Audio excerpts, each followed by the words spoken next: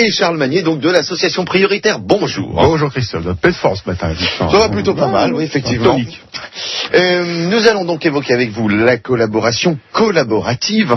Vous y revenez assez régulièrement et on s'aperçoit que ça devient un marché pour les grandes entreprises. Oui, la consommation collaborative, cette pratique qui permet de limiter la consommation des ressources naturelles en mutualisant des équipements. Cette consommation collaborative est devenue un vrai phénomène de société. On a enregistré 3 millions de covoitureurs en 2012 et depuis quelques mois, on voit de nouveaux sites apparaître pour faire des offres de services qui s'adressent à un plus large public que le public militant en fait de base, souvent grâce à de gros moyens de communication. C'est une bonne chose puisque ça veut dire qu'il y a une réelle demande et donc un vrai marché qui à terme conduira à une évolution profonde des comportements.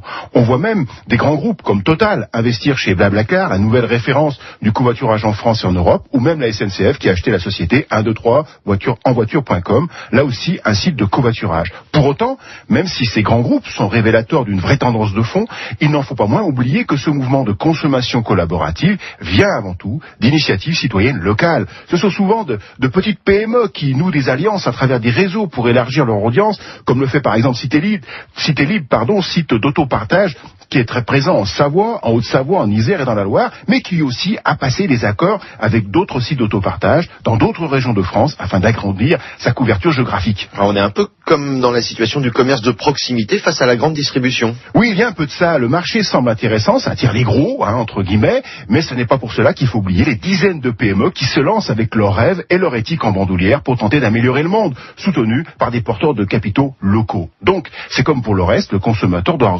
regarder qui il fait travailler, du local, de la proximité, de l'humain ou de grands groupes qui ne voient que des opportunités de diversification. Et puisque l'on parle de consommation collaborative, Christophe, et de proximité, vous vous souvenez de cette petite start-up qui s'appelle placedelaloc.com, basée à Annecy et qui lançait une plateforme nouvelle génération de location d'objets et de voitures exclusivement entre particuliers. Eh bien ça y est, c'est parti. Après avoir enregistré 1500 préinscriptions, le site est maintenant ouvert. La liste des objets qui peut être louée grâce à la mise à disposition de particuliers est infinie. Ça peut être une voiture, un chalumeau, une perceuse, j'ai même noté une caravane vintage. Bref, on rappelle que la mutualisation des équipements, c'est un bon moyen de valoriser du matériel qui sinon dormirait la plupart du temps dans un coin. C'est aussi un moyen de préserver les ressources de la planète. Alors, placedelaloc.com ou Cité Libre, c'est de la consommation collaborative, oui, mais c'est surtout aussi plutôt du local, du lien, de la proximité.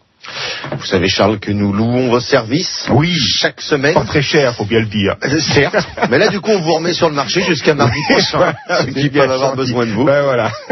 Bon, Charles Magnier, que vous pouvez réécouter sur francebleu.fr et vous retrouverez un lien vers l'association prioritaire qu'il représente. Merci beaucoup, Charles. À tout à l'heure, 8h10. Voilà. Petit coup